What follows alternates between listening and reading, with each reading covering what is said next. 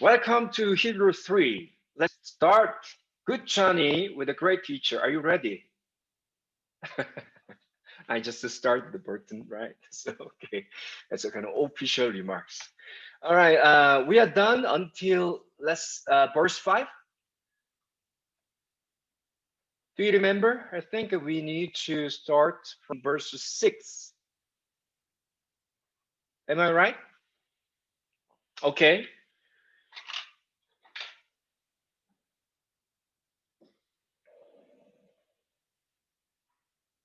Oh, the order is different right now, but I think who did it? Stephen, let's do it. Wait me to open my assignment.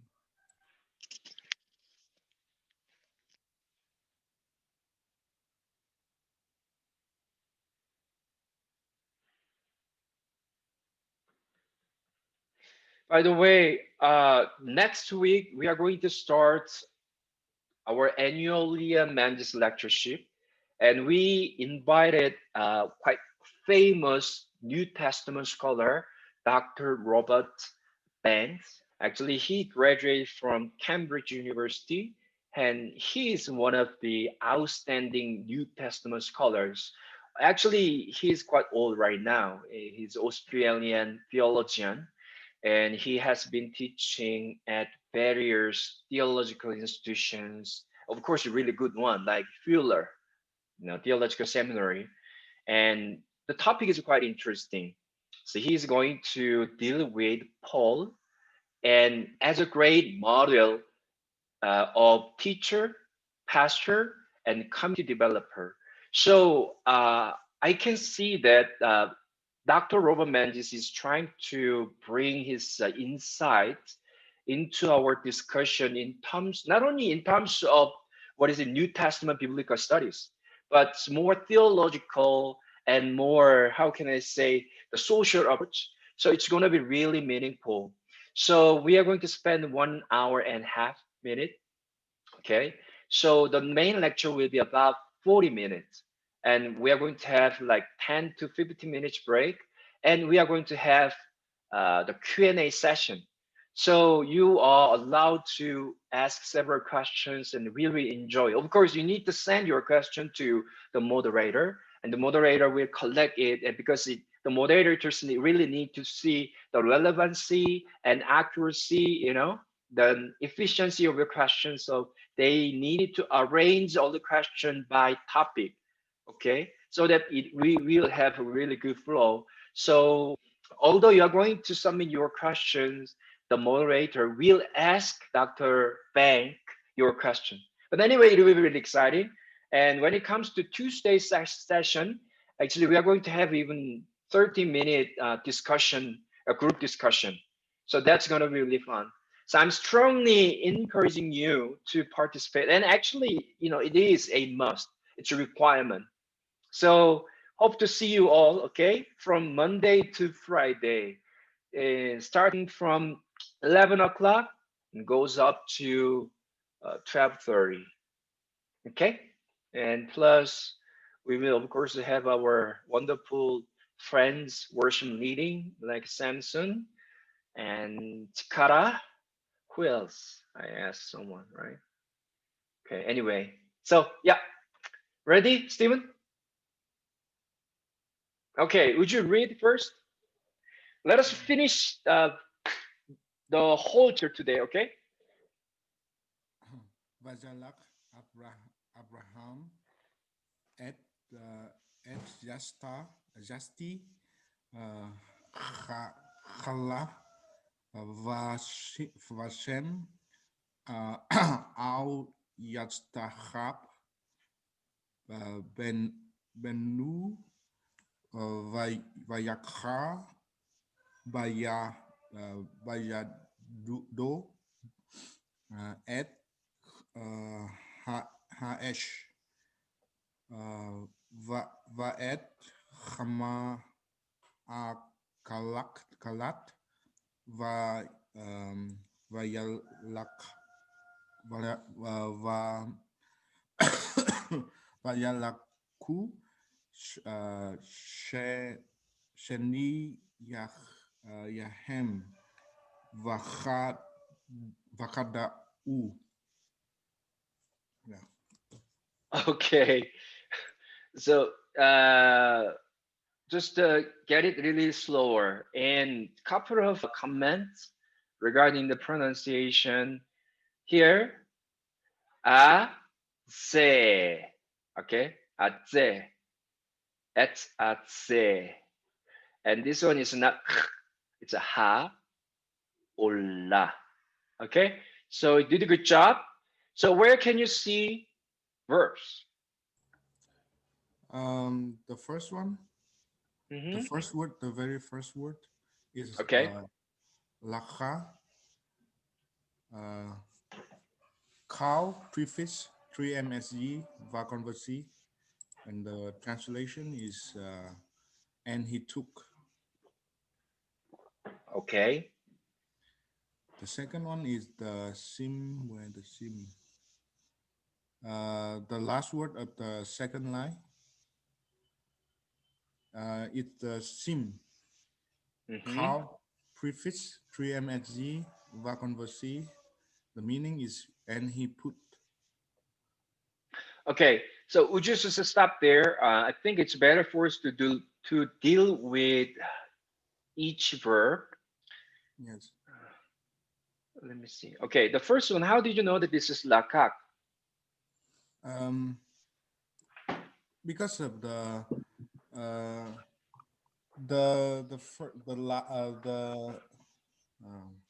the first word of lakak was because it's va conversi, so it's what is that? It disappear when Hmm. it comes to the va conversis. So what is disappearing? The le Okay, lamed. lamet, yeah. And then how did you know that its lamed is disappeared? Because of the dages forte in the second word, the Okay, right, cow. good one. Okay, then let's move on. Then how did you know this one is sim? Sim is what is that? The wait me a second. Sim is the hollow verb, Right? so we can see in the commas in the second word. Uh-huh. That is a So sign of you're saying this is a missing letter rule. yeah missing All another right, rule. you are right. So having only two remaining consonant after uh, removing non-root letters like verb conversive, then we have only two. Then you need to look at what vowel point we have. So it's comet. Comet indicates a hollow verb, and it's all dependent on your vocabulary. Knowing that this is a hollow verb, then you see that okay, I know that this is a sim. Good job. Let's move on. The third word is lakha, And no like need. It's the same. the same, and the last one is halak. Halak is Okay. the third. Yes, Hmm. that word. So halak is like jalak. So like first word. Right. So this one is a cow prefix 3 MPL Hmm. vacancy, and they Okay. went So why do you think this is 3 MPL? because of the the ending is u. U ending, right? So Yeah. together with yod and u, it Yes. indicates 3 MPL, right? You did a good job because even it's the case for the missing letter rule again because u is not a part of root letter and then verb conversive. So after removing non-root letters from the beginning and from the end, then we have lamed and k, kaf. So here we have two. Then look at what vowel point we have under the prefix pronoun.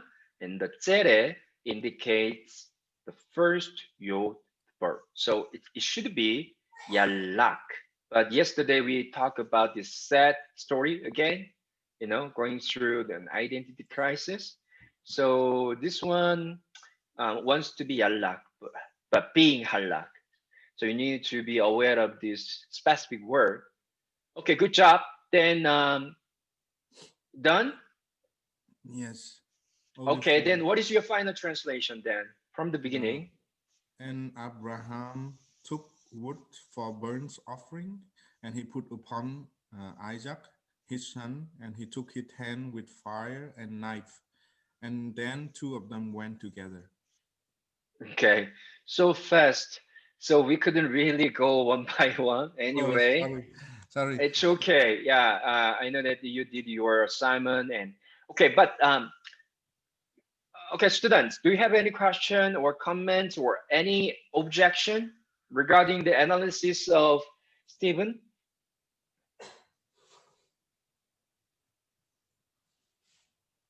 You don't have? Oh, Stephen, I have one. And what is your translation for Adze Ha'ullah? How did you translate it? And put upon it, right?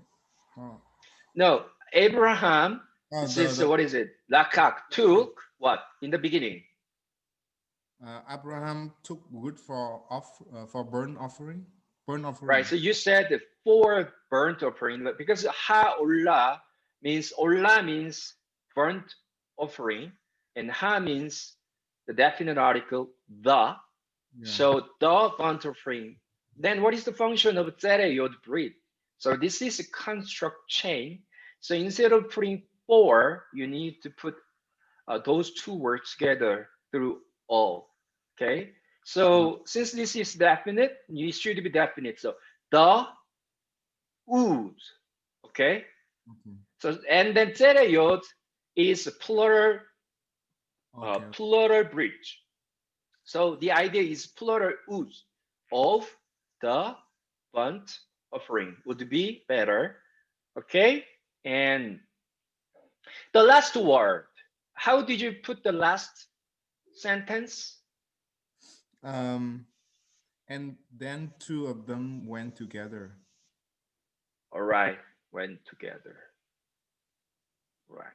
So this one, and they went. So who are they? Shenochem, two. So Shene means two, and Hem means them. So two of them is the what is this real subject? So two of them went together. We're going to talk about this, but it's quite touching. Have you noticed that this specific Genesis chapter 22 describe this journey in how can I say romantic way, in terms of the relationship between father and son. So if you really pay attention to this journey, it's not really what is it, a happy journey, isn't it? Mm. And Abraham knew that he needed to sacrifice his only son that he loved. But the story really gives the detailed explanation describing that two of them went together. Okay. And then if you really pay attention to the conversation, I think it will be coming. It goes like, my father. Isaac just asked the question, my father. But if you see English translation, it says father. Okay. But English, no, no, no. What is it? Hebrew Bible says my father. And then when Abraham answered, he said, my son. Here I am, my son. So the what is it? This phrase of my father, my son, my father, my son is there. And I think it's quite powerful illustration that the relationship is just so somehow meaningful and deep. But anyway, when we are studying about this word akda, this one means together, right? And if you search, have word search for this akda, it's not really commonly used. And in Genesis story, you can see that this word is quite often used in Genesis chapter 22, relatively. So what can you see? Those things are what you need to really pay attention to. Instead of just knowing so the simple meaning of the word, then you need to really go deeper in your research to see how often the word is used. Okay, then you see that okay, in the word was used in Genesis in the book of Genesis like 5 times, and you can see that more than 3 times the word is used in the specific passage of Genesis chapter 22, then what can you see? Okay, the author intentionally draw our attention to the fact that, okay, together, the idea of together. The Actually, we believe that it's written by Moses. So Moses intentionally tried to emphasize it together, okay, the concept of together. So it's a very simple thing, but it could be very meaningful insight in terms of your study and your sermon. Okay, because instead of simply saying, okay, Abraham just sacrificed his only son, but we couldn't really much provide the evidence that the relationship between Isaac and Abraham was so good. You can see that this is a patriarchy society. So coming from my Asian background, sometimes it's not really easy to enjoy the father and son relationship. Have you had this kind of relationship as an Asian before? My father is a pastor. Whenever we are eating, we could finish eating within 3 minutes. Can you imagine? so not it's not really pleasant experience for me to be seated together with my father. He's such a strict dad. So I want to make sure that I just speed it up, even my father did it. But anyway, we love each other, but the way we express our what is it emotion is a bit different, right? So some people may say, although the Bible describe how much I Abraham loved Isaac, we couldn't see any detailed story, unfortunately. But this even short passage deals, the concept of the deep relationship or special relationship between the father and the son. So, okay, I think you can just go deeper. Let's move on. Thank you. Verse,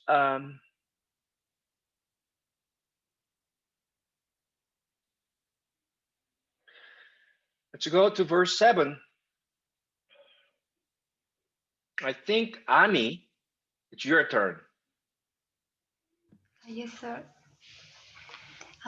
ויאמר יצחק אל אברהם אביו, ויאמר אבי, ויאמר הנני בני, ויאמר הנה האש בהעצים ואיה השאלה. All right, just a couple of comments. It's not shin, it's a sin. Ha se. So and also need to double the sound because of this dagesh. Ha, it's not ha she, it's ha se. Okay, and then you don't need to pronounce the he, the third he. So when this he is coming as the last one, and it normally lengthens the sound. So it's a se, and it's a, it's a. It's the same. Okay, good job. Ami, let's go. Verses. Yes. First line, amal, Mm-hmm. and stem is called, and prefix 3msg, and verb conversive. Meaning is and he said. Mm-hmm. And third line, also The amal. same. Yes, Same. And same. then biomatter, same. You're Yes. lucky. How many biomatter do we have? Oh, another biomatter here. Oh, Yes. I think you need to do verse 8 too. Oh, All right. So biomatter here is, and then can you see other? I think only amal. Okay. So we have biomatter again. Yes. So Here Amar, and then here Amar, here Amar, and here Amar. So 4 times. Okay. And any other verb? I think no, no more. No. Amazing. Sorry. Okay. Family of So Amar. where is it? Albert? Sorry, Professor, is it a family of Amar? Oh yeah. Right. I'm out of family. So what is your final translation, Ami? Yes. Um, and Isaac said to Abraham, his father, and he said, my father. And he said, here I am, my son. And he said, behold, the fire and the wood, but where is the lamb for a burnt offering? Good job. Good job. Right. As I said, you can see that my son, his father, okay? My father. I think when it comes to most English translation, they use the word of my son. But when Isaac called his father, most of English translation go for father. Okay, I don't know why. Perhaps when you say my son, it makes a lot of sense. But is it really common in European country, in your context, Pierce? You said in it, my father. When you call your father, say father or my father. What is really common? Father is common, right? Yes. Father, yeah, you'd never say my father. No. Yes. Right. What about my son then? Yeah, you would say my son actually, or Yeah, son. My son is more common, although not as much, but not my father. that's a strange, isn't that? Right? Yeah, I think it yeah, it has is a something to bit. do with this idea of a modern, what is context, though. So that's why most of English translation go for father instead of my father. But it's quite clear that it is supposed to be my father. Okay, so you need to really start looking at those things, and then I hope you will start delivering a meaningful point in your preaching. Okay, go for the preaching of Genesis chapter 22, and just said Pastor Chungim said it's the relationship is quite special because of this, my father, my son relationship. Okay, don't forget to put the what is quotation mark there in your preaching. Go ahead. So that's it. And another thing that I want to highlight is the word of say. Is there anyone who has paid great deal of attention to the word for lamb or goat or sheep? Have you noticed that here in the beginning, in the conversation of Abraham and Isaac, they just normally refer to say. But later you will see that when God provide, what is it, the burnt offering, it's not say. We will talk about it later. Okay. So when you read just the English translation, then you cannot see the difference. And some scholars argue that, okay, the expectation was say, actually.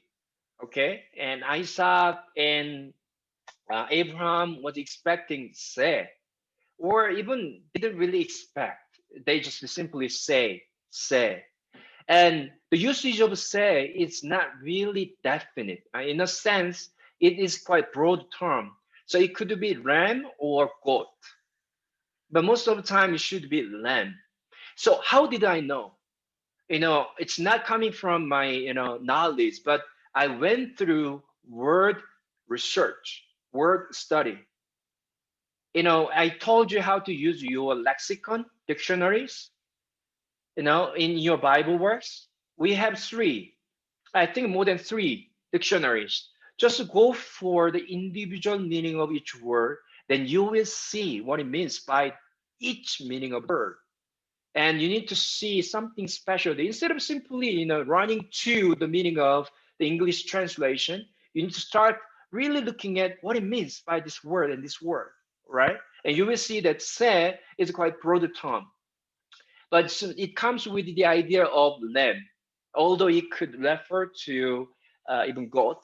But Later, when God provide, actually, Jehovah Jireh, it's a quite specific term, and we're going to talk about it later. But anyway, I'm teaching you how to engage with these, resources. Do you understand? Okay.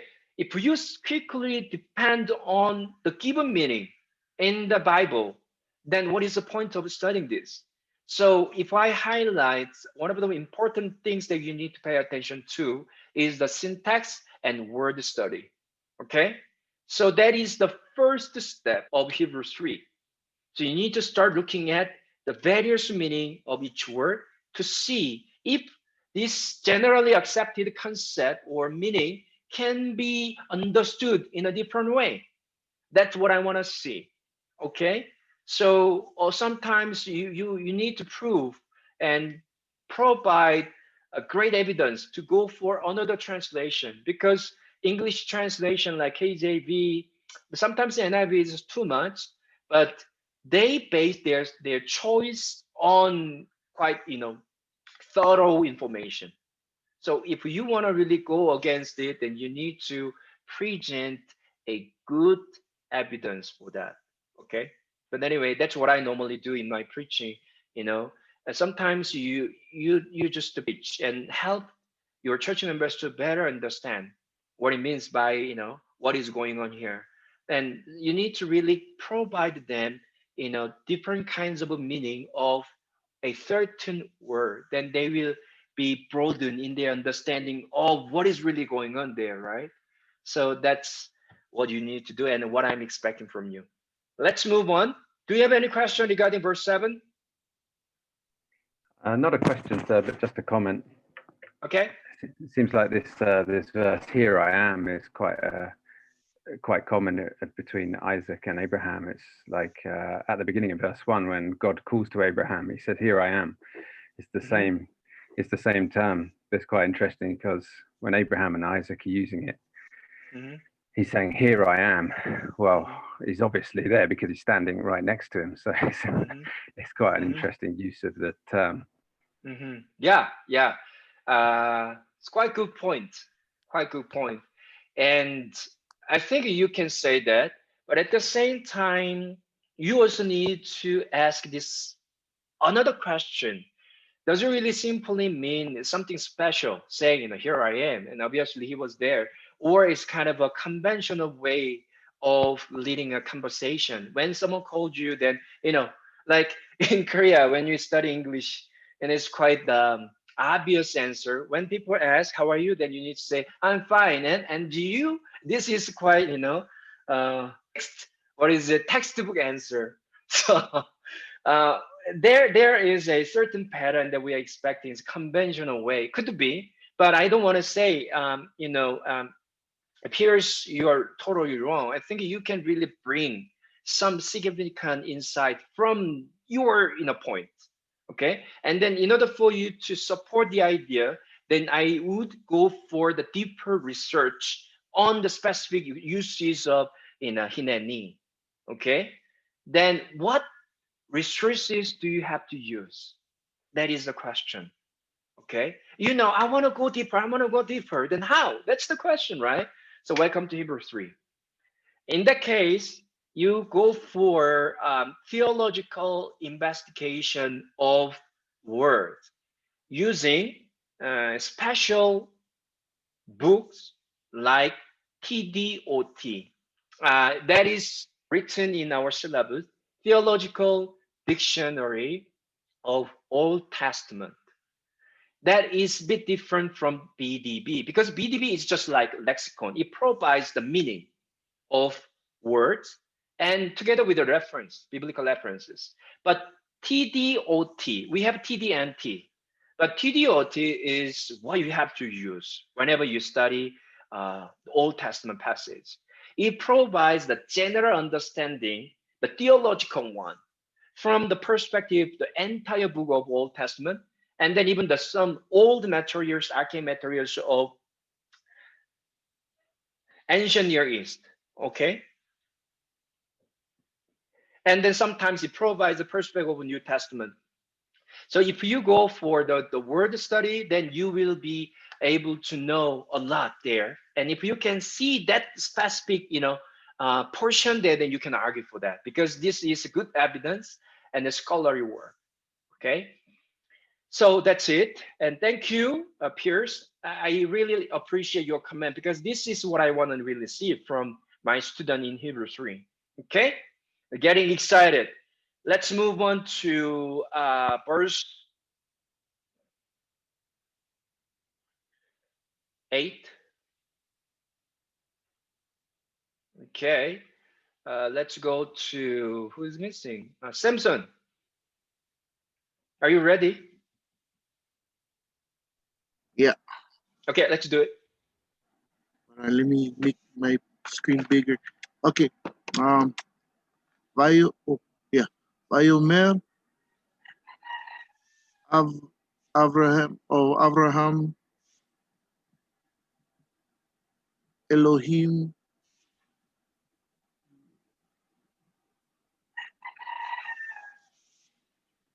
Ire Ire Lo Hashe or Hase Le Leola Beni Vaya oh, Vaya Leku Shen Shenehem Ya Yah or Yah Yah Yahda or Yahdav. Dav. Yeah. Dav. Although you're a bit slow, but I like your accuracy. You did a good job. Just practice more. Okay. Yeah, go ahead. We have biomed. Why don't you just skip biomed from now on? Okay. Oh, Even that was the one that was my best one, Biomer. Okay. Okay. The next one wait, is wait a minute, wait a minute. Let me finish this. Your assignment, even you don't need to analyze biomed. Okay, one more time. When you have biomed, do not analyze it. But I'm not saying that you don't need to analyze Amar. If Amar is used in other form, in other stems, okay, you have to analyze it. What I'm saying is exactly biomed. Okay, Bob conversive and Amar, the combination biomed. And he said, but you may have even Amar, which is prefix form, then you need to analyze it. Is it clear? yeah, Okay, right. Let's move on. And so biomed, he said, who said? Abraham said. Okay. yeah. Okay. And then the next one comes from the word Ire Lo. Mm-hmm. It's Ra'a All and right. call stem prefix 3 MSG. Uh, I just put Lamed preposition Together with with the what is the O ending? low ending. I don't remember what it's called. Right. Actually, you're right. This is a preposition lamed, and then it is attached to suffix, pronominal suffix. So what is it? What is the PGN? Oh, I never put Um, that down. I think you need to go back to the previous lesson on verb suffix. I mean, not verb suffix, but pronominal suffix. I think the lesson. Where was the lesson? I I wait a minute. Just give me a second. Oh yeah, I think just to make sure you understand it properly. I think I took. 3 MSG. Yeah, that's a 3 MSG, but I'm talking about yeah, page 182. Your textbook 182. Just go to that part and just to try to memorize all PGN. Okay, or Okay. PGN of pronominal suffix. Okay, let's move on. So he, to him, or for him. And go ahead. So it'll be he will see for himself. All right, good job. So you prefer to stay with the meaning of la'a in terms of Yeah. vision, not provision. So that is quite a theological discussion, a good theological discussion. I also need to ask the same question. Although we could see the concept of God's provision there, obviously, you know, the story of Genesis chapter 22 is dealing with the concept of God's provision. But my question is it really right for us to quickly jump into the conclusion that it must be God's provision? Or like the way Samson interpreted, we can just stay with the idea of seeing. So he will see for himself. Could be acceptable as it is right now. So that is a really theological discussion. And I don't want to really say, Samson, you're totally wrong. But you also need to pay attention to how other dictionaries define the word. So if you go for word study, again, using BDB and Harris dictionary and Holiday dictionaries, we have three dictionaries there, then they will provide the different uses of la'a in terms of meaning.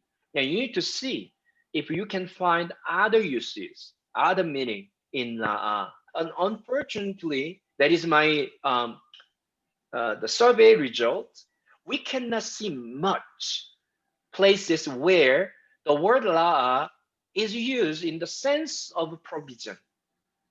Selection is there, okay? God selected. In terms of see, God see what is right. So in terms of selection, it was used, and in very rarely. But I can hardly see the concept of provision. But I don't want to say that's ridiculous or that's nonsense. No. But we need to really be careful when the word is mostly used with the idea of vision. Then how can we come up with this idea, okay, of provision? So we need to really start thinking about it deeply, especially when the word or the meaning of provision is not really common in the Bible. Then you need to really start think about this. All right. Anyway, good job. Let's move on. I have a Hase question. is there, right? Hase. So okay, what is it? God will see what For himself. The lamb. for himself? What the I would say lamb The sheep. The lamb. for the sheep for burnt offering. So God will see for himself the sheep for burnt offering. I think this is what you Samson trying to say, right? Mm. And it is closed with this specific word, Beni, my son. Okay? Mm. So the conversation starts from what? My father, coming from the mouth of Isaac. And then the conversation ends with the word of Beni, my son of Abraham. Okay? Isn't it quite logic in a sense? My father, blah blah blah blah. And then it goes like in the middle, it was what is it? The conversation was just a turn to another subject, which is Abraham, as Pierce noticed, here I am, blah, blah, blah, my son. So it's a really good combination. But anyway, could be intentional composition style. Move on, Samson. Oh, can I ask you a real quick question? How do you know when you're looking too much into it? For example, the one that Pierce said, here I am. Because like in Mhm. our Tongan culture, when we speak, like if your parents, even if you're sitting next to them, when they say your name, you have to say koa, which means here I am, I'm ready. Yeah? And even so, I was wondering like if there's things like that in the Hebrew language where if we when we translate into English, it sounds weird that they're saying it even though Isaac is there with his dad.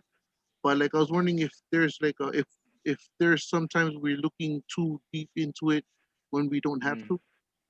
Is there a Well, way that's to why, know? yeah, that's why I just suggest to you to go for a word study using different materials. So we are all biased by our own culture. So we tend to interpret things from our own context, which may be right or which may be wrong. So being Asian Pentecostal scholars, we can make a lot of contribution to the global Pentecostalism because Western perspective have their own limit. So when we see things from our own eyes, we could see something that cannot be seen by our Western friend. In that sense, we are helping each other. But sometimes we need to really be humble, saying that my interpretation could be biased by my culture. So somehow we need to go deeper and make sure that you understand how the word is was used by Hebrew people in the specific context and throughout the whole Old Testament book. Then what do you need to do? Look at theological dictionary of Old Testament, TDOT. It provides the general understanding of the use of a specific term. Okay, and if you don't have it, actually, you can take a look at the Bible Works resource called Harris. I think this is called TWOT, theological word. I don't know. You need to really, let me just quickly look at it. And that one is really good one too. But you cannot compare the quality. Let me, wait a minute. You cannot compare the quality of TDOT to this one. But this one is just good. Let me show you. My Bible works.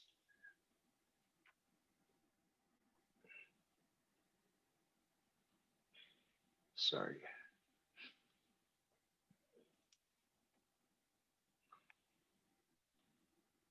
Look at this. You want to go deeper about the word. It's verse. Where were we?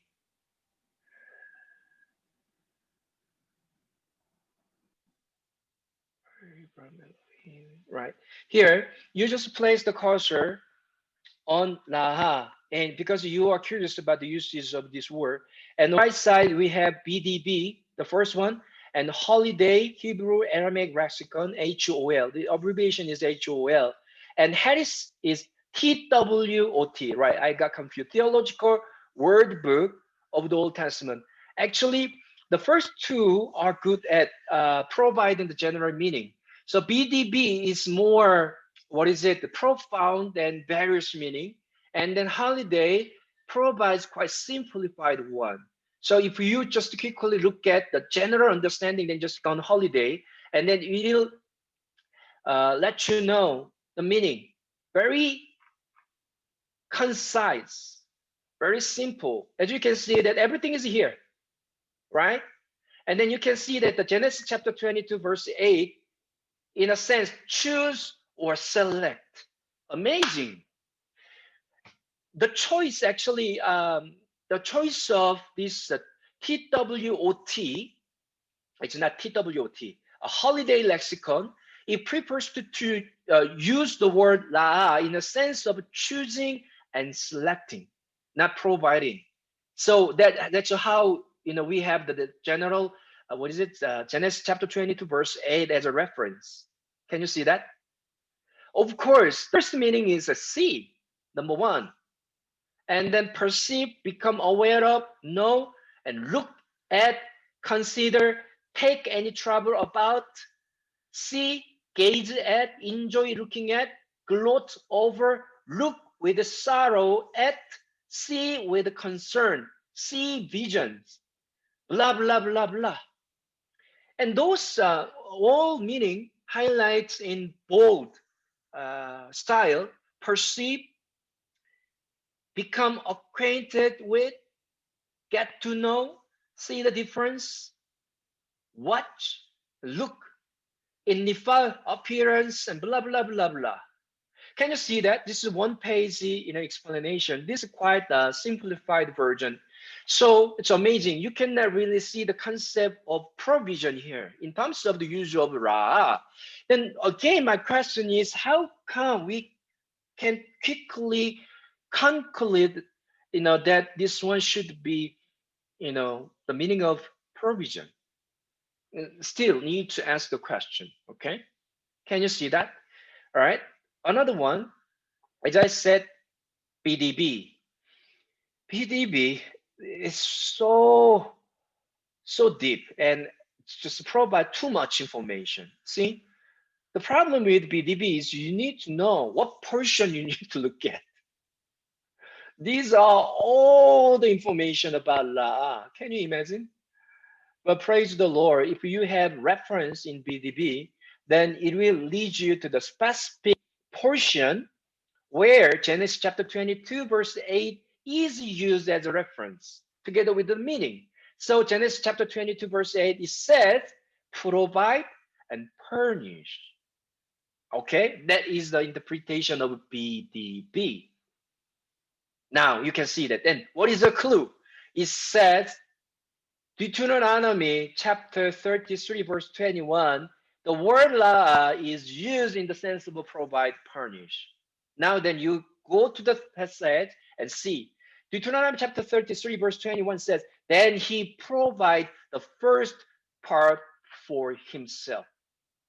So Deuteronomy chapter 33, verse 21 is using la'ah, but in the sense of provision. Then my question is, go to the part and read it again, and then just to make sure that, oh, the concept of provision is there, or still the God's vision or God's selection are there.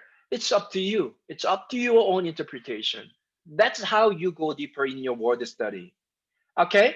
Okay, these are the general information in terms of dictionary. But if you go deeper, I mean, this Harris one, this is theological word book of the Old Testament. So it provides a kind of theological implication, while these first two provide the general meaning of words with the reference, but Harris provides bit theological, theology-oriented meaning and insight.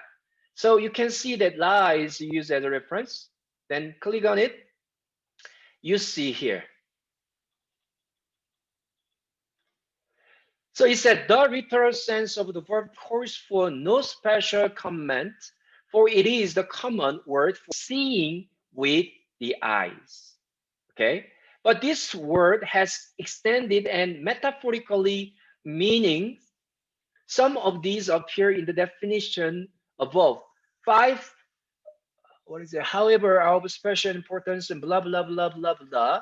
And it said number three, another sense is to provide, usually of God's provision. And then the specific passage is 1 Samuel 16:1 and Genesis chapter 22, verse 8. So you can see another passage where you can see the concept of God's provision. So it says, apart from Deuteronomy passage, 1 Samuel 16:1 is the place where you can see the concept of God's provision. Okay? So that's how you see. But this one, the special, it is a special because it provides all the same family in terms of the roots. So as you can see that those ra'a, ra'e, ro'e, ro'e, le, ut, le'i, those words are related to the same origin. So it provides the much more general and broad explanation. So it is more theologically oriented. Okay. So now, Samson, in order for me to answer your question, how do we know?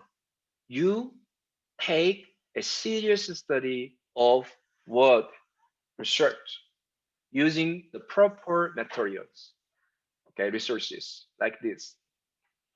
Okay, Let's move on.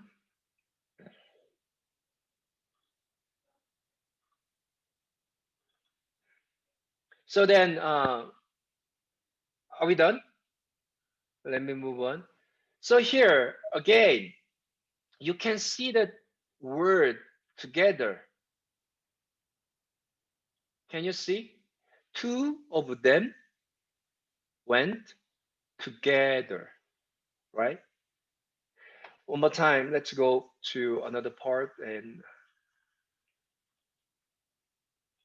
verse, uh, verse 9. We have about 50 minutes, so let's move quickly. Then I want to ask Jumpy.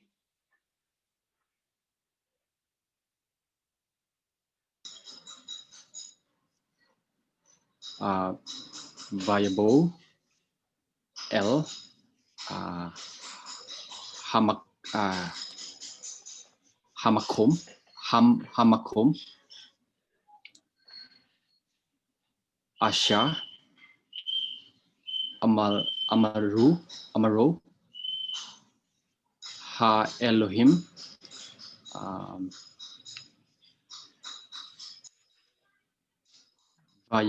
Ben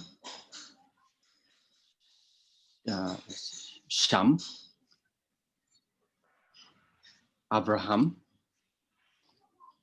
Ed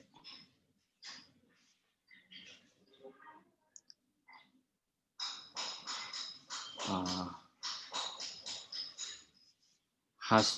Ha Misbe uh, uh, Via Arut Ed Ha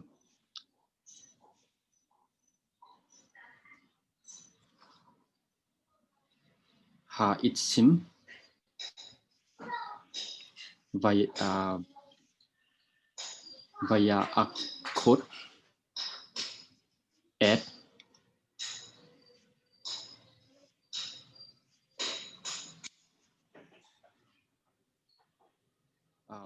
Vaet Kat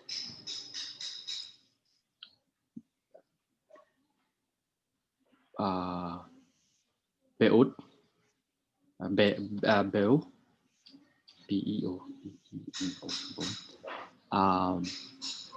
via Sam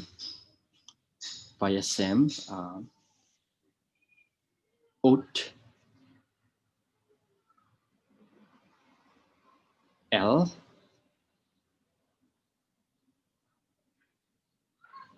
Hamizabeh um,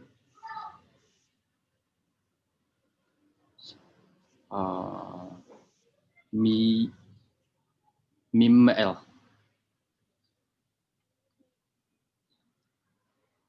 Ha Esrim.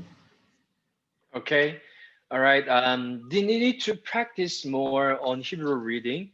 You did a good job, generally speaking, but this one is a la. Okay, naha, and also still confused about the distinction between ain and tzade. So this one Yes. is zim, right? It's chak, right? Kak. And Yes. then this one, this pata is called patit pata. So as you can see, this one is Kak. slightly to the right side. So you before you pronounce the consonant sound, you need to pronounce this vowel sound Kak. before. So ha meets be, not ka, but because Kak. pata should be pronounced first. Okay, this is called pativ pata. So that's really comment on it. Okay, so let's analyze the verbs. Yes. Viable. Yeah, it is bow. Mm-hmm. Bow. It is call, prefix 3MPL, and verb conversive, meaning and they came. All right, I think that's quite clear. And bayabo is we are familiar with this missing letter rule. And then And then yes, Second verb. Via Ben. It is This one. Yes, that Okay, is before moving on, you need to analyze this one too, because Amar is not Biomer, but it's Amar, right? So when I yes. said you don't need to analyze Biomer, doesn't mean that you don't need to analyze Amar. Okay, so Yes. whenever you have a Biomer, then just skip it. But if you have a verb Amar used in other form rather than Biomer form, then you need to analyze it. Okay, what is this? Amar, it is Carl prefix. Sorry, affix.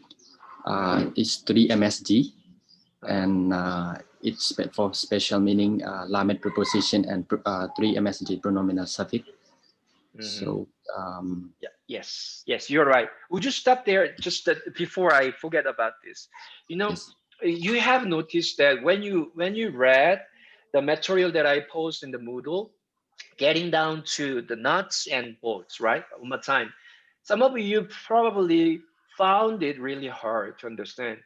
And sometimes you just counted with some unfamiliar terminologies like perfect and imperfect and verb conjugative, prefix or suffix. Okay. In fact, uh, the terminologies that we were using in Hebrew 1 and 2 are not really as popular as other words in other textbook. What I'm trying to say is, let's say, when we use the word of prefix and affix form, and you will not see those expressions used many times in other textbooks. So you need to know the alternative terminology referring to each aspect. So prefix and affix will be called differently in other scholarly work. Let's say prefix form will be called, do you know prefix form? Imperfect. Imperfect. Right, exactly. And then affix form will be called perfect. Okay, so you need to be familiar with this terminology too. Then you say that, okay, prefix form with verb conversive should be understood as a complete action, right? Normally we just use the past tense. Then instead of verb conversive or verb reversive, people will use like perfect, okay? No, imperfect plus verb conjugative. One more time. When I say imperfect, it implies what? Imperfect means prefix form in our terminology, okay? And verb conversive will be called imperfect with verb conjugative. Do you understand? So verb conjugative simply means verb, okay, in the beginning. And then what about verb reversive? Then they will say it is perfect plus verb conjugative too. All right, so very simple. So remember, prefix form is imperfect, affix form is perfect. And verb conjugative, it refers to the verb in the beginning. You can understand the way. Is that clear? Okay, move on. Then let's move on to the third verb by bien. Bene. The root one. The root is bene. It is called prefix 3 MSG and verb conversive and he built. Is that what did you say? It's a bane. Okay. Yes. If you are not really familiar with the lexicon form of the word, then put a sound. Kamets and pata Sometimes you will have, Banna. What is it? E sound, but most of the time it will come with a group. So it's a bana. But Banna. anyway, you're right. So, and he built and he built there. Shem Who is there. he? All right, Abraham. Abraham. Building what? The place, The uh, Mitzbeach. the altar. Altar. Mitzvah. Right, good Yeah, job. the altar. And then this is another one that you need to analyze.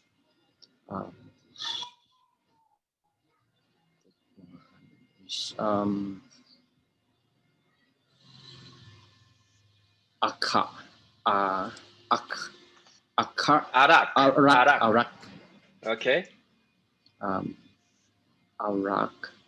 It is car and prefix and 3 MST with verb conversive for meaning, and he arranged.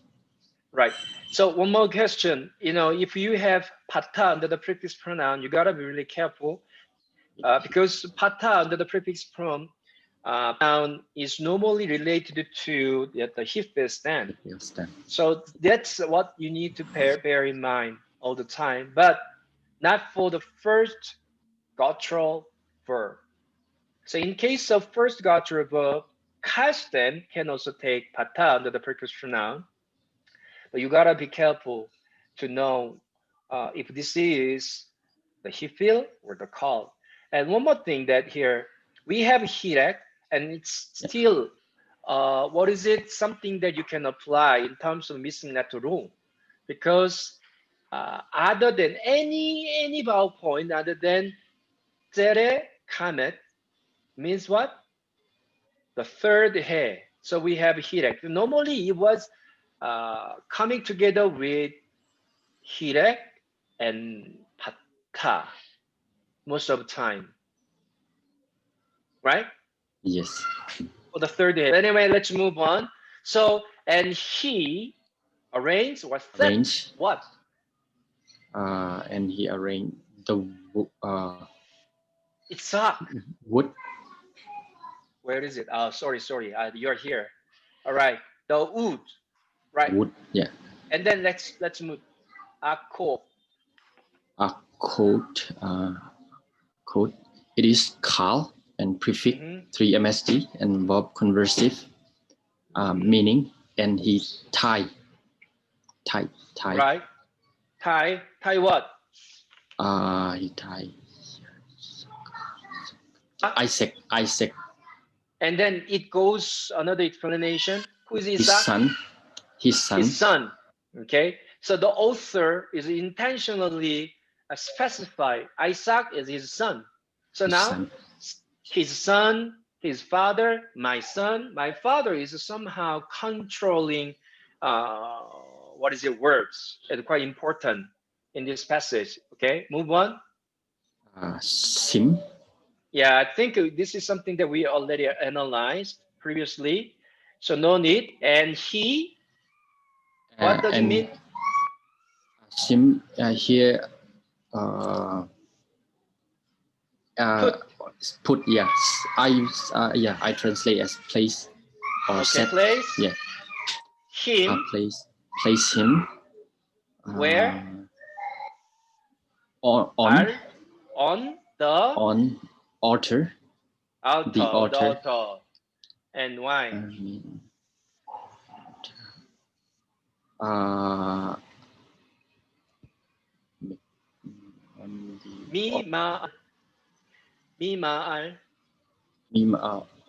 Upon. Yeah, upon, on the top. Actually, I think this is what you have to deal with in terms of syntax. So mi ma'al plus lam의 preposition la is an idiomatic expression. So this is something like, it related to a syntactical issue. So that's why you need to study about this. Actually, ma'al comes together with the preposition min, meaning from. So from. The word ma'al is a me'al that has something to do with higher part and above. So from, and ma'al means above, and la means 2 or 4. So together with mi ma'al la, it said on the top of etzim. On the top of the wood. Good. Okay, good. Let's move on. I think verse 13 is quite, verse 10 is quite straightforward. I don't see any hard one, but just analyze what, okay, vai shalak, let's do it together. Shalak, what does it mean? Shalak, Send. send. So Send. verb conversive, shalak, 3 MSG. So, and he sent. Who's this he? Abraham. And Abraham sent what? His yad. What does it mean? Yad. And. Hand. You know, this is another thing that I really pay attention to, because when it comes to the use of yad, it's normally dual, isn't it? Because you have two hand. So it's not always a hand, but normally it's hands. Am I right? But here, it's not hands, but it's hand, singular. Can you see that? It's not dual form. So that's intention of the author. So you can see that it's not like this. Okay? It's like two hands going, but one hand. Can you see that? One hand. So he's just to stretch his one hand. So yeah, that's it. And then va ika. So what is it? It's a lakak again. So the dagesh is assimilation, kind of, for lamet. So this is lakak, kal. Go ahead. What is it? 3 MSG verb conversive. So what does it mean? Lakak. He took. And he took. Took what? Ha ma akelet. What is it? The Knife. Knife. Yes. If you are curious about the word knife, were you not curious about what kind of knife he used? Okay, because I don't know, because it has a lot to do with understanding the specific context. What is the intention of stretching, his hands, Abraham? And then when he tried to just took, what is it? And he took the knife, and what kind of knife he was using. And and if you go deeper in your word study, it's what is it? The butcher's knife. Butcher. So if it is, the meaning is provided by those old lexicon. That's why you can just give this explanation to your audience, then they will have deep understanding. When you're using the word butcher's knife, it's not small knife. Can you see that? What kind of a knife is used by butcher? You need to cut the meat, and you need to cut the bone. And it's quite serious term. It's not really kind of simple idea that he just wanted to what is it? Make some cut on the surface. No, he was quite serious about it to kill. Okay, so to shakot. What does it mean? Shakot. What is it? It's a shakat, meaning to Slaughter. kill, beat, slaughter. So what is it? This is the infinitive construct, and then praise the Lord. It follows the general form, shua holem. So that's a called infinitive construct, and no pgn, lamed special preposition, and meaning to kill or slaughter. So the Bible intentionally specifically described the intent of Abraham when he sent his hand and then took the knife, the butcher's knife. What is it all about? To kill. Kill what? His son.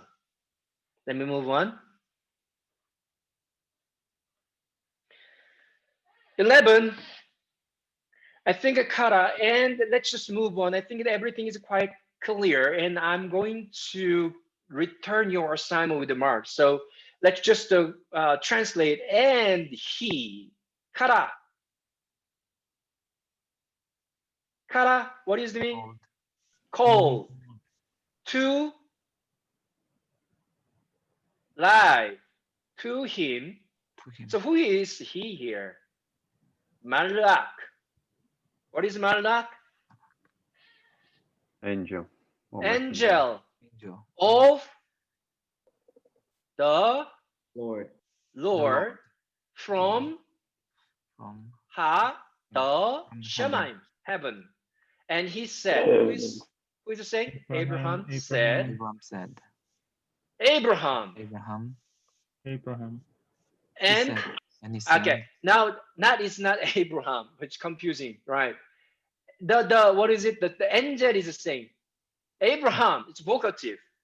Okay, so biomer means the angel is saying, and he and he said said, Abraham. So he is calling Abraham's name. And Abraham, biomer said, and he said, Hineni, here here I I am. am. Let's move on. Verse 12. Bayamar, he said, Biomer, and he said, I'll Tishella. So this is prefix form attached to a negative particle al. So you have studied this long time ago.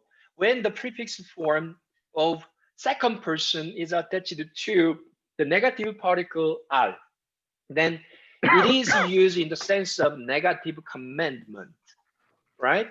So the literal translation will be you will shalak send.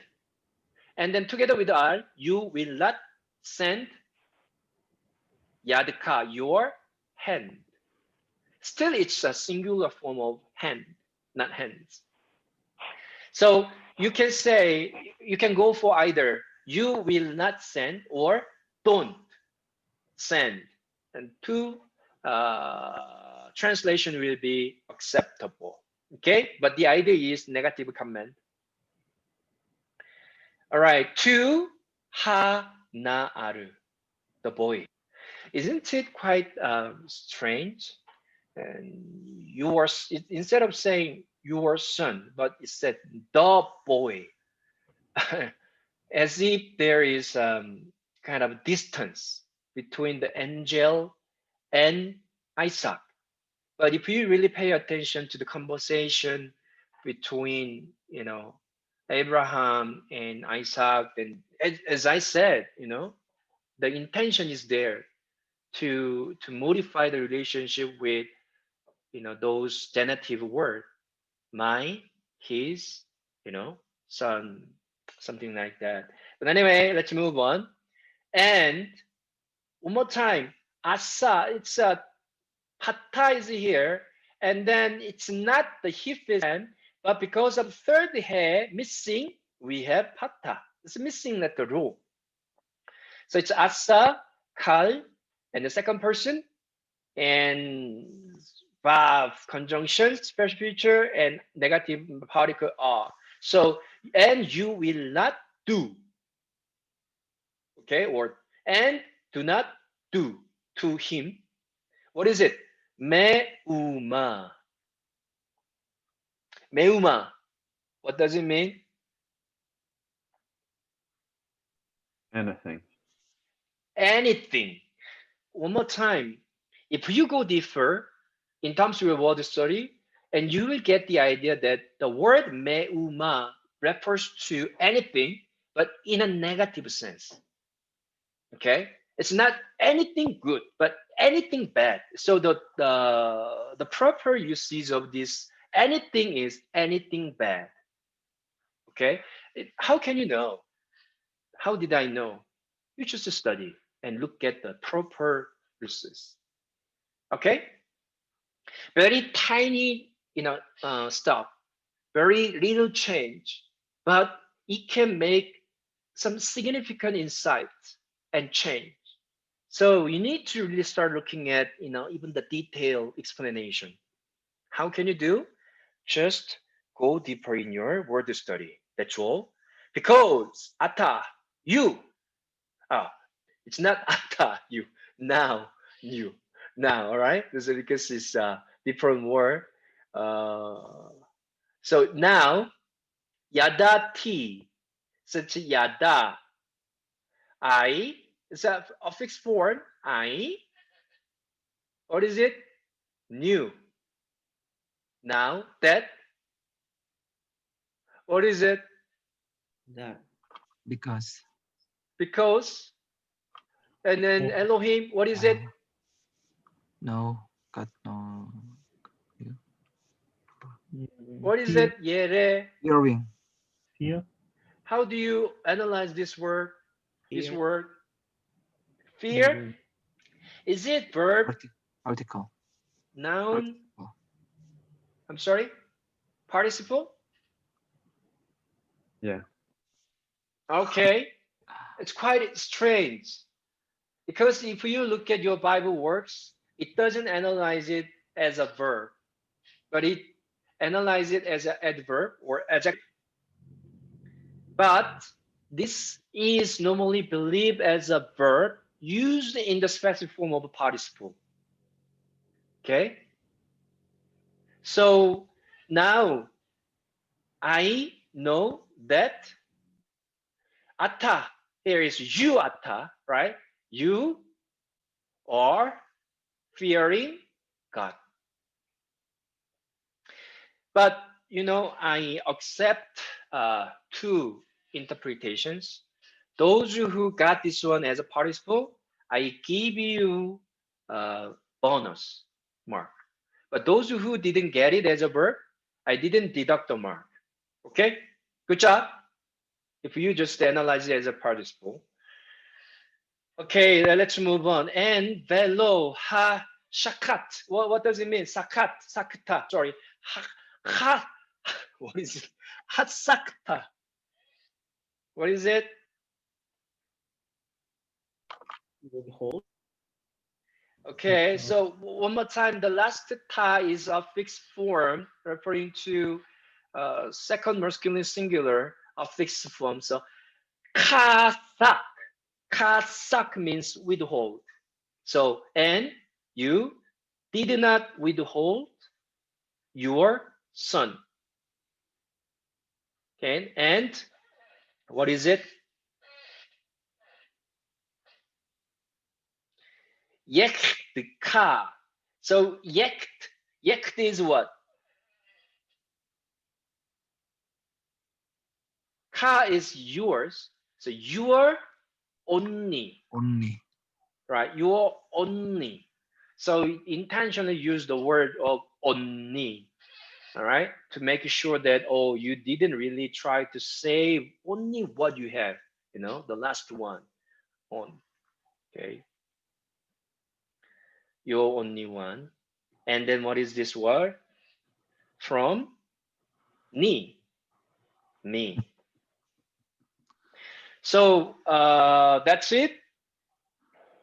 Sir, I have a question. Okay, go ahead. On the fourth line, the line, vertical line in between ki and atta. What does it mean of that, sir? It has something to do with this accent and pronunciation. So to be honest, I'm not really all familiar with all those signs. There are a lot, but you don't need to really pay a great deal of attention to it. So whenever you have something that is important, then I will intentionally highlight it.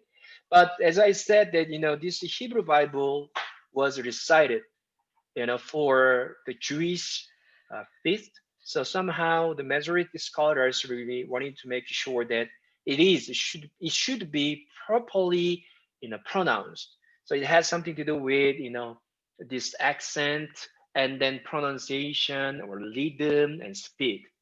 Okay. Okay, Thank sir. you for the question. If you are really curious about all those signs, then you can take further study. You can take a look at the textbook, the Simplified Guide to BHS, and then it provides some explanation on it. Okay? Thank you, sir. All right. Thank you. Let me move on. Verse 13. Okay, verse 13. Vaisa. So what is the reason of having this dagesh here? It's a first noon verb. So it's a nasa, kal, 3 MSG verb conversive. So meaning, and he nasa, lifted. Lifted. So who is the subject? Abraham. And Abraham lifted what? 9. So now look at this I ending. This is type 2. So when you say a, it is I, but should be dual form. That is my point, right? So 9 is plural suffix. So his eyes. So his eyes. He lifted his eyes. And va yaru. What is this? We have pata and verb conversive. We have only 2. So there are 2 possibilities in terms of the forms. Actually, we have the possibility of the Hebrew stem and the card stem. As I said, double weak verb has the same form of the Hebrew and the call in terms of a prefix form of verb conversive. So it could be Hebrew and then call. But in this case, it's call. So, and he, la, a, so, and hine. So you see, hine means what is it? Exclamation. Look. Behold. Look. Behold. Okay, so he is somehow. It was to his surprise. It is in the expression of his what is surprise. Oh look, I'll. What does it mean by I'll? Lamb. Yes, this is the word that I want you to pay attention to. It is not say, but I'll. Now, so what is it? I read one interesting article about the usage of I'll, and one scholar, Old Testament scholar, argued that what God provided is more meaningful in the context of the ritual, because the word "I'll" was used broadly in the Jewish context, especially the context of ancient Near East, uh, to when it comes to the offering of Ayil, it has something to do with the big feast, the ritual for the feast, the whole nation. So it was normally offered in the sense of the peaceful nation, and it's not really individual ritual or individual offering for their individual worship. It's more broad sense. I don't know how accurate the interpretation it is, okay? But it's quite meaningful. But are you not really curious about the certain use of ayil instead of se? There must be some reason, isn't it? So that's why one scholar argued that okay, Abraham and Isaac, they just simply expect a kind of a small individual burnt offering for themselves. But what God provided was even beyond what they was expecting. It was the offering for the nation. Okay, so that's how some of the Hebrew scholars understood it. But anyway, isn't it interesting? And if you really read the Hebrew Bible, I mean, the English translation, then you couldn't see it. And even when you are reading Hebrew Bible, if you don't pay attention to each word, then you can hardly find it, right? You did your assignment, but have you found this difference? No. That's why it has something to do with your attitude of dealing with your Hebrew language. So be serious and be the Hebrew scholar. Okay? Try to point out even tiny difference, but it could be really meaningful and significant point to make. All right? Interesting? Can I hear the noise shouting? Then you're excited about learning Hebrew language? Praise the Lord. Amen. Hallelujah. Hallelujah. All right, all right. We need to help Pierce to be staying with us. He might be really sleepy now. Anyway, appreciate it, Pierce. Let's I'm move here. on. I'm here. Oh yeah, good, good. Just Let me know, and you are there. Sometimes you give me your voice. All right. That's it. Where are we? Okay. So Abraham and his eyes and his soul. Here I am. Cut. Ayah. So yeah, lamb.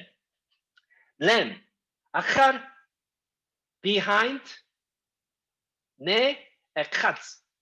What is it? Ekatz. Ne ekatz. What is the reason why we have ne? And it seems like akaz is they are the root letters.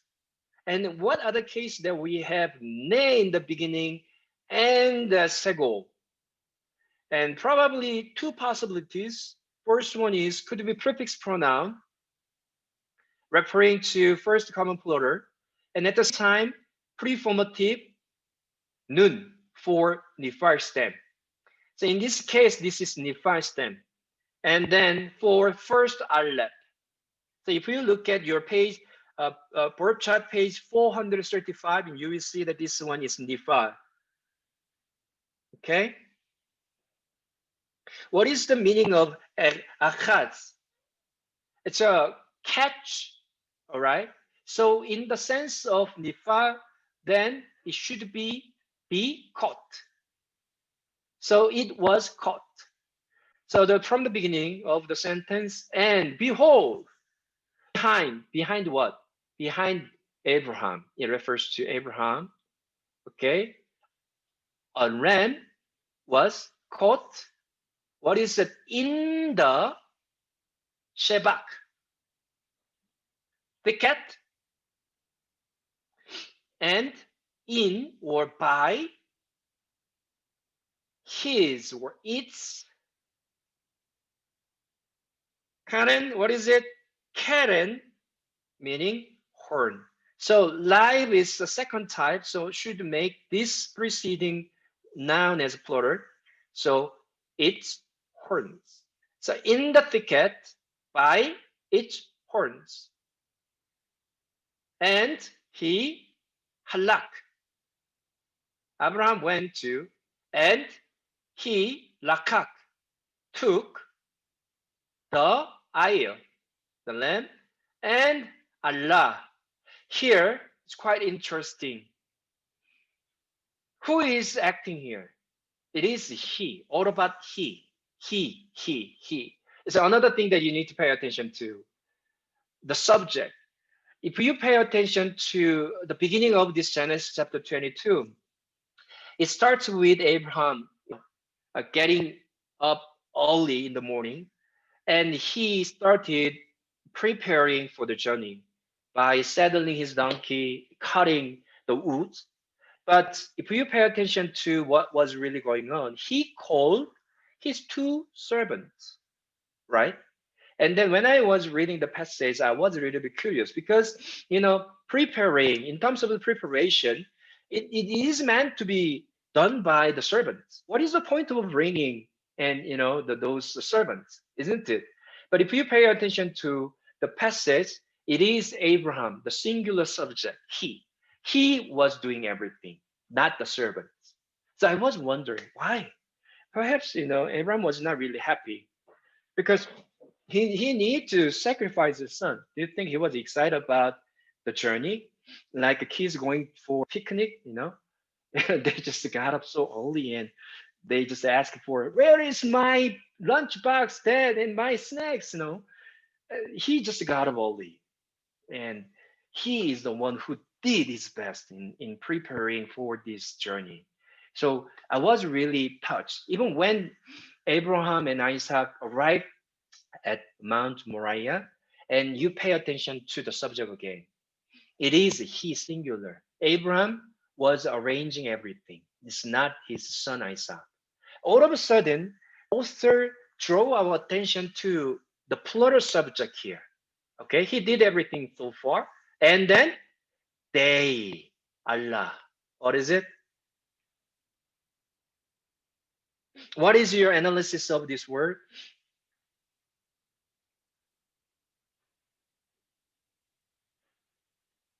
It can be either he feel and then calm as a double weak verb again. So Allah in the Hebrew means what? Offer. All right. So, and they offer le olah for want of praying. Takat be no. It's instead of his son. So it is all of a sudden, it's not Abraham alone preparing the worship, but Isaac and Abraham worship God together. I think the author intentionally changed the subject here to draw our attention to the fact that the act of worship is more communal, all right, now than individual.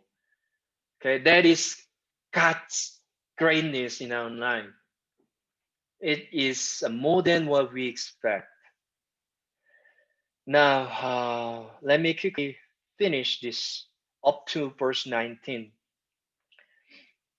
Well, I think it's impossible.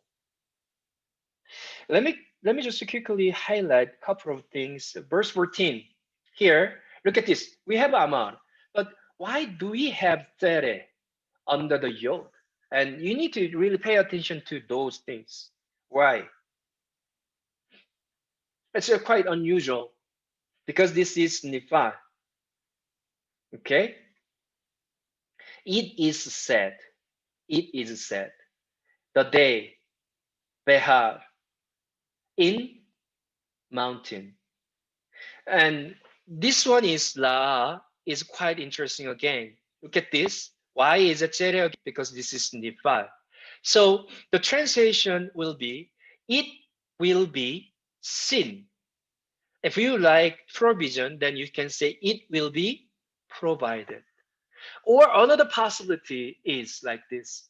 From the here, you can say that the most, what is a common explanation or interpretation of this last part is in the mountain of the Lord. Okay, they put this one as a construct chain with Adonai. In the mountain of the Lord, it will be provided. Okay, this is a really important passage. But another possibility is in a mountain, the Lord will be revealed. How do you think? The subject of the Yod can be the Adonai. So when we use the word La in the Nephi stem, especially describe the action of God, then it will be used like this. The Lord will reveal himself, or the Lord will appear. That's possible too. But that is not really the typical understanding of the passage. So most of the translation go for in the mountain of the Lord, it will be seen. Great. Okay, I think we are almost done now. And another thing that we need to know, let me see.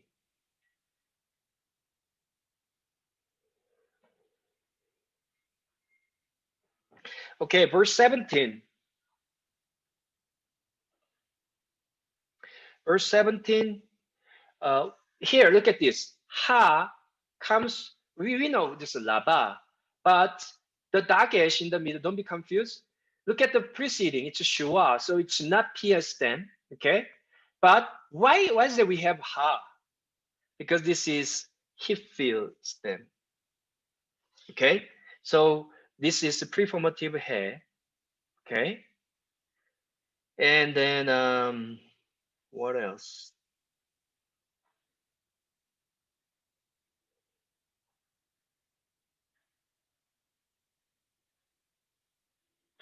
I want you to look at verse 18.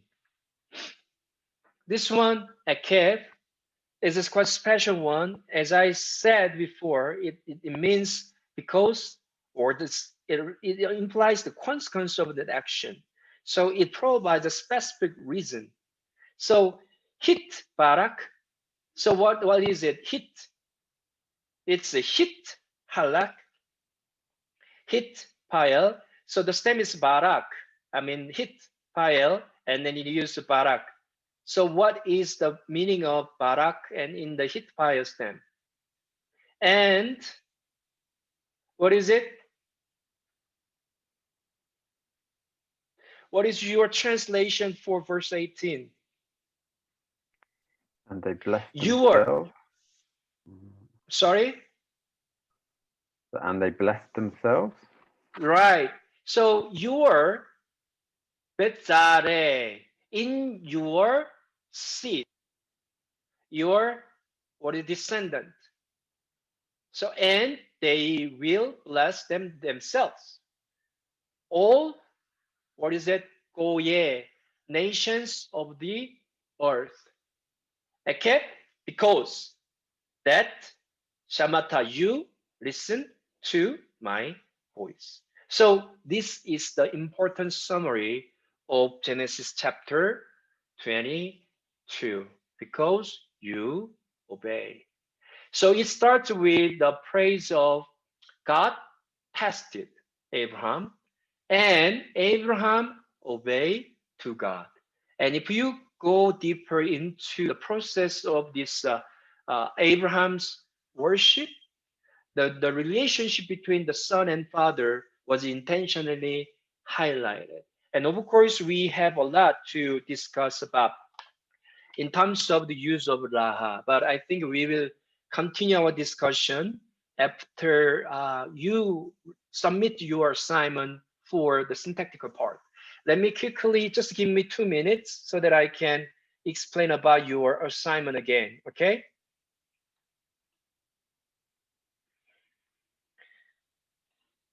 Let me show you Bible works again, okay? You need to go by verse. Okay, put your name first and then put verse 1. If you go to verse 1, place your cursor on Genesis chapter 21 and hold click on the shift key and hold on it when you move so that it will not change. Okay, you can see that it's not changing. But if you are not pressing on the shift key, then it'll keep changing. Can you see that? So after placing the cursor on the Genesis and place and click on the shift and hold it and move, and you see that all the purple color and they are related to word study. You have to do it, but I told you not to do because I want you to focus on the syntactical issues. So look at the pink color. We have 1, 2, 3, 4, 5, 6 here, but Connie Beer, grammar of Septuagint Greek, you don't need to look at it. I told you need to only look at Jessenius and Walt O'Connell. We don't have Walt O'Connell here. So then in this case, you only deal with the Jessenius here. Okay? Verse 1, Jessenius, and then you don't need to put scripture index.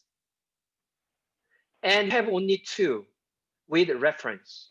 So whatever is appearing with a reference, you should include them. Okay? So we have 2. So click on it and you will see what's wrong. It's not showing. I think I need to change it. Wait a minute. Advanced portion. Okay.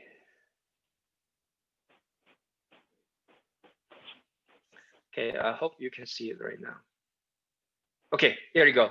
So now Genesis chapter 20, verse 1, you are there. So you need to explain what is written here. You do not write these words as they are. You need to understand it and you need to explain about this. It has something to do with the usage of the imperfect with verb conjugative. What do you mean by imperfect? Again, imperfect means what? Prefix form with verb conversive. So you need to understand how, because it is written with the imperfect with verb conjugative. Then you understand as prefix form with verb conversive. then, oh, what is special about it? And you need to pay attention to it and let me know. Okay? Do you understand? So you need to put the page number and explanation. So we have two, then you need to include these two and move to verse 2. You do the same thing and go to the right side. And what do you have? We have Jesse News and 3 references, but one of them is index.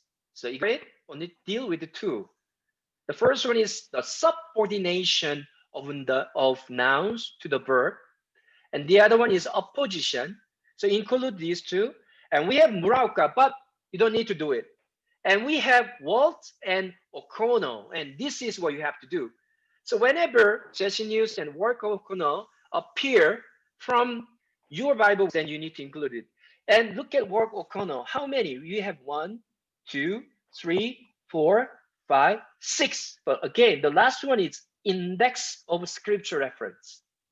So you don't need to do it. And you have only 1, 2, 3, 4, 5. So click on it and go to the part, and you need to give me your understanding of this explanation, especially in relation to the specific passage. Now, where can you see Genesis? Right here. As you can see that this is Genesis chapter 22, verse 2.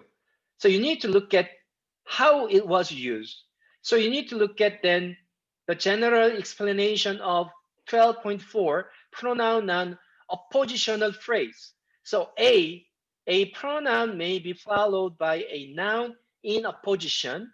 In the case of an independent subject pronoun after a finite verb, it is usual to speak of an emphatic rather than oppositional use. Now you can see that, oh, when the condition is satisfactory in terms of this, then it's not oppositional but emphatic.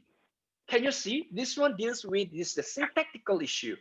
Without understanding this, you cannot properly interpret the passage. Then this one is somehow related to this explanation. As increasing specificity balances narrative delay. And CF, Genesis chapter 22, verse 2, then you need to explain. Any question? Is that clear? Okay, so do it. And then you need to include, if you have these Hebrew words there, then you need to include the Hebrew words. Okay, in order for us to know what you are dealing with in the passage.